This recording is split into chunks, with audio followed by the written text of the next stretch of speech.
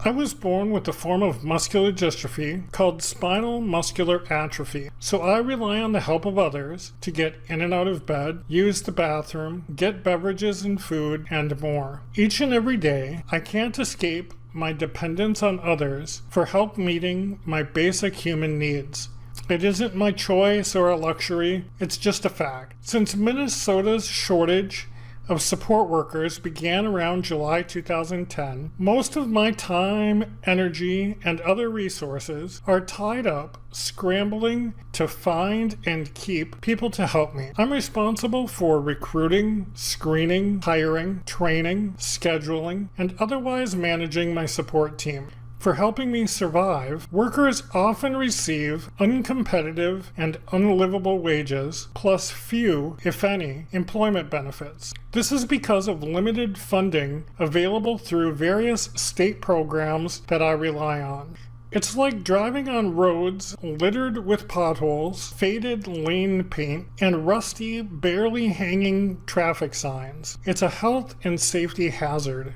Despite my best efforts, I haven't been able to meet my health, safety, and dignity needs on several occasions over the past years. These incidents are becoming more common and more severe. I'm terrified. I struggle to figure out how to survive week to week and month to month. I struggle to figure out how to survive without burdening my support team, my family, and my friends, and without experiencing too much discomfort physically and emotionally. Because Minnesota's support programs are collapsing under the quickly growing demand for help, inadequate funding, and lack of available workers, I feel trapped more often. When I can't find qualified and available workers, I need to choose. Do I bear with the health and safety risks, plus physical and emotional discomfort? Or do I burden friends and family by asking for their help?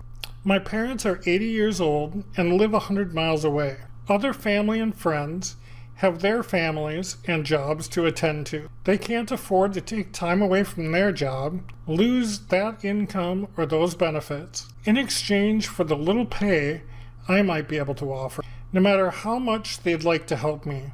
My increasingly louder and more urgent pleas over the years to elected officials, social workers, public health nurses, and others seem to blend in with hundreds of thousands of other Minnesotans experiencing equally challenging circumstances. Help either isn't available, cannot be found, or doesn't exist when a support worker gets sick or injured, needs time off for personal or family emergencies, goes on vacation, or suddenly quits. Without a safety net, I'm ultimately alone in my attempts to survive. It creates a lot of stress, prolonged anxiety, which grows with each new challenge. More frequently, I experience overwhelming anxiety, panic, dehydration, malnutrition, severe headaches, and fecal impaction. More frequently, I have difficulty focusing, I lose awareness, I'm jumpy and irritable. I feel trapped in a never-ending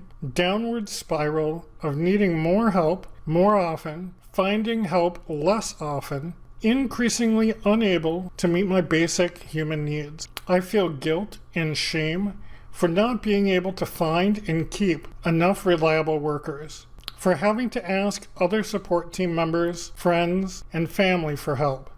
Guilt and shame for struggling, for not being more organized, more focused, smarter, faster, and emotionally stronger. I have difficulty waking up each day to face reality, to perform tasks that seem to have little to no effect. I have difficulty falling asleep because of racing thoughts, thinking of all the to-dos and what-ifs, and avoiding nightmares. I have nightmares about desperately needing help, being in excruciating pain, screaming and begging for help, as people watch from a distance or pass by, avoiding eye contact. Nightmares about being trapped in a suffocatingly hot car, or a burning vehicle, or a car sinking in cold, icy water.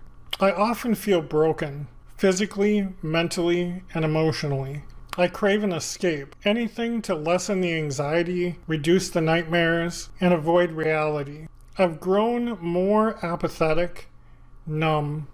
I know I'm not the only Minnesotan struggling. Many struggle, often alone and isolated. The support worker shortage has created widespread risk of immediate harm to the health, safety, and dignity of nearly 1 in 5 Minnesotans, nearly 250,000 people across Minnesota.